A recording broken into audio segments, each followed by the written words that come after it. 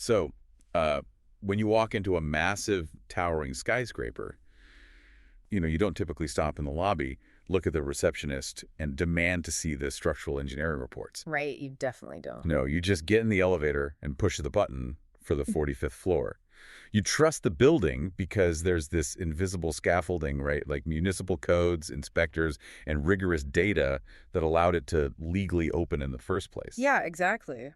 There's a whole system backing up that trust. But when we transition into professional relationships, like hiring a consultant, an agency, or some specialist, that invisible scaffolding usually just completely vanishes. It really does. It's wild. We abandon all those rigorous standards and we rely on firm handshakes, slick slide decks, and good vibes, basically. Which is, quite frankly, a remarkably fragile way to build a foundation, especially when, real money and organizational stability are actually on the line.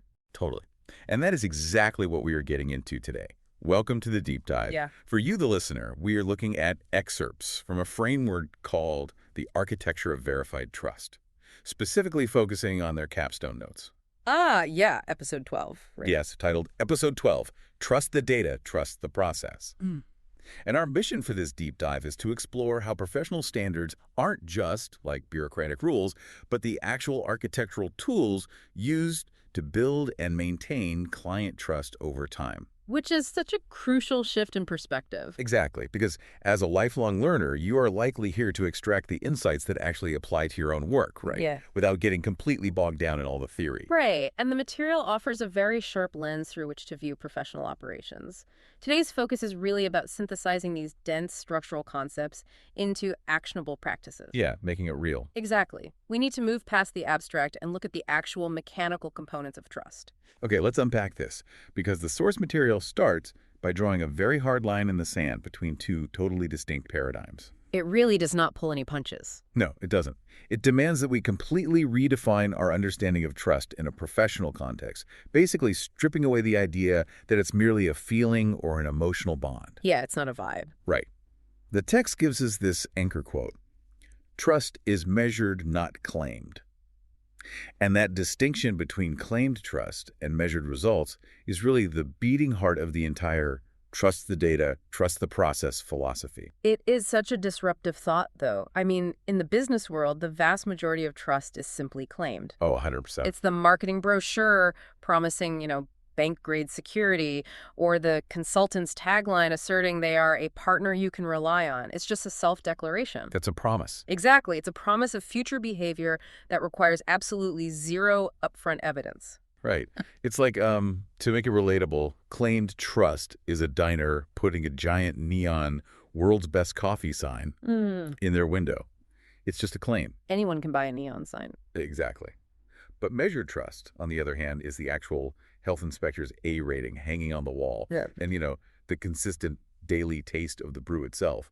Or, in a technical perspective, handing the client your latest SOC2 Type 2 compliance audit, right? Yes, showing the exact results of a third-party penetration test. Yeah, because the health inspector or the auditor, they didn't read the marketing copy. They looked at the objective reality, the kitchen temp, the firewall configurations, the access logs. And that is the core difference. The compliance audit relies on verifiable metrics rather than just, subjective promises. Okay, so I see the logic there for like a cybersecurity firm or a restaurant. But I want to push back a little on behalf of everyone listening who works in less binary fields. Sure, yeah, that's a fair point. Right. Like if I am a marketing strategist or an organizational design consultant or even a financial planner, I don't have a standardized SOC2 audit for my daily client interactions. No, you don't. So if trust fundamentally has to be measured rather than just promised, what is the actual tangible yardstick being used in a standard professional setting? Like, how do you measure the abstract? Well, what's fascinating here is that the source text actually names the yardsticks right in its title. The yardsticks are the process and the data. Oh, okay. Yeah. In this framework, trust isn't an emotion. It is a mathematical certainty born from professional standards. I mean, think about the psychologist of a client. When they hire you, they are inherently taking on risk. And risk breeds anxiety. Well, yeah, because they are handing over capital or control to an outside party. Precisely that. So when a professional simply says, "Trust me, I have 20 years of experience," they are essentially asking the client to manage their own anxiety through blind faith. Which is terrifying for the client. It is. But when a professional implements a rigorous process, say a documented methodology for testing marketing channels, complete with, sprint velocities, A/B testing error rates, and transparent weekly data pools, the client doesn't need blind faith anymore. The anxiety dissipates. Exactly, because they can measure the progress. The process itself becomes the metric. So measured results aren't just about the final deliverable hitting the target.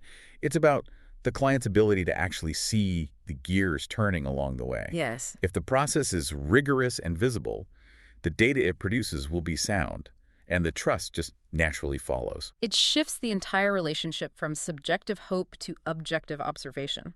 If your standard operating procedure is clearly defined and consistently applied, you are essentially creating your own compliance audit in real time. Which naturally begs the question, right? Like, how do we actually capture that real-time audit? Right. Because we've established that trust requires measured results, but you can't just tell a client your process is great.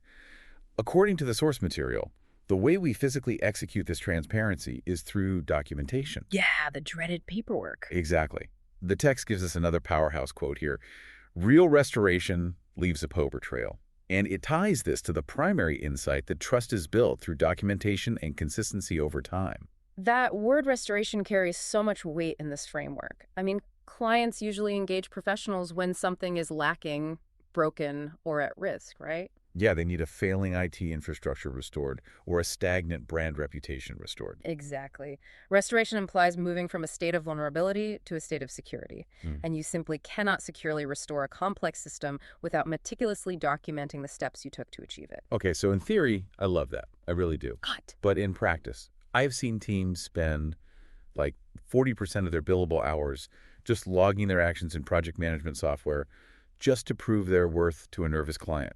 Oh, absolutely. That happens all the time. Right. So at what point does verified trust just turn into bureaucratic red tape that cannibalizes the actual work? Like, drowning someone in documentation and endless meeting minutes doesn't equal transparency to me. It just causes confusion and feels like defensive posturing. That is a crucial distinction. If we connect this to the bigger picture, we really have to distinguish between red tape and structural documentation. Okay, how so? Well, the source text emphasizes that this paper trail is fundamentally about long-term protection. Red tape is, filling out forms for the sake of internal HR or middle management. Yeah. A professional paper trail, though, is the physical proof of consistency. Give me an example of structural documentation that doesn't just feel like busy work. Sure, consider an enterprise software deployment. A vendor could just push the code live, see that it works, and tell the client the project is done. Which is fast. Right, it's fast, and it avoids red tape entirely. But if the system crashes 6 months later, the client is entirely vulnerable. There is no baseline. They are totally back to square one. Alternatively, a vendor operating with professional standards provides immutable logs, version control history, and a root cause analysis for every bug fixed during deployment. So a real paper trail. Exactly. The client might not read every single line of code in the commit log, but the sheer existence of that documentation proves that a rigorous, unvarying standard was applied. I see. It protects the client long-term because if something goes wrong down the line, there is no guessing game. The data is there. The process is recorded. It's the difference between a mechanic saying, I fixed the engine, and handing you over the diagnostic reports, the torque specifications for the replaced parts, and the testing logs. Perfect analogy. Yes. It completely shifts the client's mindset from, I hope they did a good job, to, I actually possess the definitive proof of their methodology. And that proof is exactly what sustains trust when inevitable challenges arise. I mean, the professional standards are the building codes, and the documentation is the blueprint. Going back to our skyscraper. Exactly. You can't just claim the building is safe. The paperwork proves the structural integrity over a span of years, not just on the day the ribbon is cut. Okay, so we've established that this logbook exists to protect the client and verify the process. But handing a CEO a 500-page technical audit or a massive spreadsheet of sprint velocities is just going to collect dust on their desk. Oh, absolutely. They won't read it. Right. So if the client doesn't understand the documentation, doesn't that render the whole paper trail completely useless? Like, you can't just drop the data and run. You absolutely cannot, which is why the framework doesn't stop at documentation. The source material heavily emphasizes customer education as the culminating step in this whole architecture. The season conclusion, right? Yes. The notes describe this phase as the season conclusion and authority cementing. Now, here's where it gets really interesting, because educating the customer seems almost entirely counterintuitive to the traditional consulting model. It definitely goes against the grain. Yeah. The pervasive belief in so many industries is that you need to protect your secret sauce. If I am a supply chain consultant and I take all my documented processes, my supplier matrices, and my data models, and I teach the client exactly how they work. Aren't you just making yourself obsolete? Exactly. Am I just giving away the farm? This raises an important question about what true authority actually looks like. The old school mindset relies heavily on gatekeeping. Oh, for sure. The professional positions themselves as the wizard behind the curtain, essentially saying, do not look at my methods, just pay my invoice because you can't survive without me. Keep them dependent. Exactly. But according to the architecture of verified trust framework, gatekeeping is actually a symptom of profound insecurity. Insecurity. Wow, that flips the entire power dynamic right on its head. It really does. Yeah. Think about the underlying psychology here. If a professional is terrified that explaining their process will result in the client firing them, it implies their process isn't actually that robust. Oh, man. That's harsh but true. It suggests their only real value is the artificial scarcity of their information. True authority cementing doesn't come from hiding the ball. It comes from radical transparency. But how do you execute that customer education without overwhelming the client? I mean, we just talked about not drowning them in red tape. How do you educate a non-technical client on a highly technical process? Through active synthesis. Customer education in this framework is not about turning a CEO into a supply chain analyst. Right. They don't have the time for that. No. It is about translating the documentation into a shared dashboard of understanding.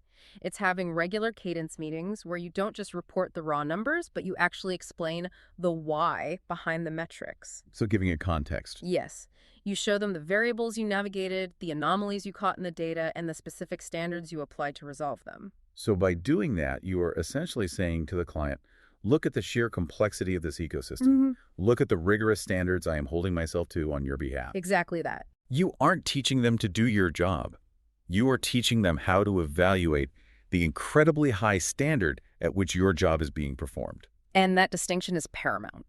When you educate the client on the paper trail, you achieve two monumental things for the long-term relationship.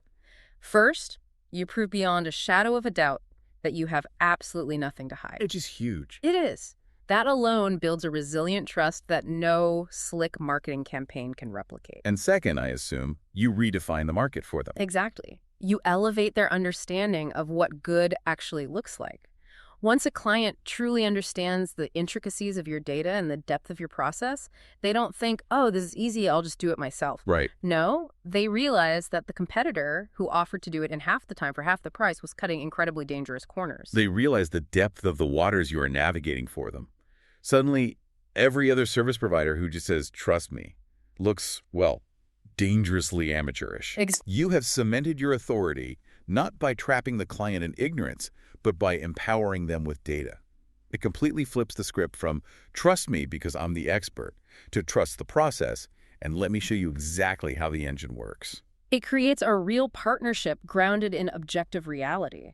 When market conditions shift or a crisis inevitably hits, a client who understands your methodology will work alongside you to solve the problem. Because they get it. Right. A client who is kept in the dark will simply panic and blame you because their trust was only ever a fragile claim to begin with. Man, that is powerful. So what does this all mean? Let's bring these architectural elements together for you, the listener, so you can apply this to your own professional ecosystem. It's a journey. It is. The journey the source material takes us on is really a masterclass in building something that endures the friction of real-world business. It demands a complete rejection of the illusion of claimed trust. We absolutely have to stop buying and selling the neon sign in the window. Exactly. We trade that self-declaration in for the reality of measured results. We commit to the idea that trust requires a tangible yardstick, and that yardstick is the rigorous execution of a process, backed by hard data. And we capture that data through a structural paper trail. Not administrative red tape, but the physical proof of your professional standards. Remembering that real restoration, always leaves documentation behind to ensure long-term protection. Spot on. And ultimately, we refuse to hide that trail. We utilize the documentation to actively educate the customer. We synthesize the complex data, translate the process, and embrace transparency as the ultimate tool for cementing authority.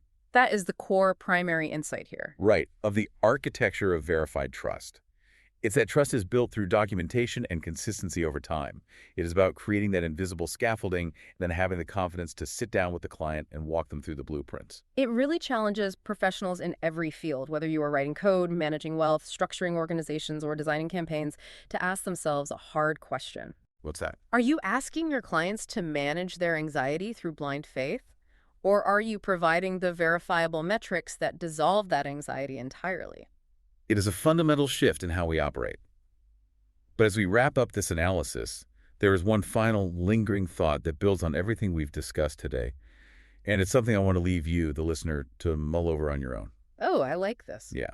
We have firmly established the source's rule that real restoration leaves a paper trail, and that verified trust fundamentally relies on human professionals maintaining and explaining this documentation, right? Right. But we are rapidly moving into an era where the very nature of a paper trail is being entirely redefined by emerging digital technology. Oh, absolutely. If the architecture of verified trust requires undeniable documentation, how will systems like artificial intelligence or immutable blockchain ledgers change the way we measure trust? That's a huge question.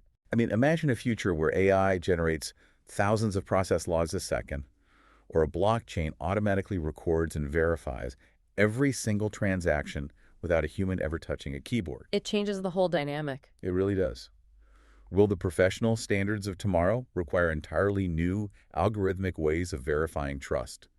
Will the paper trail of the future be something we can't even read with human eyes, but rather code that verifies itself? It's fascinating to think about. It makes you wonder if, no matter how advanced our technological transparency gets, we will eventually just find ourselves standing in the lobby of a brand new kind of skyscraper, pushing the digital elevator button, and having to trust the invisible scaffolding all over again. Wow. Something to think about. Thanks for joining us on this deep dive.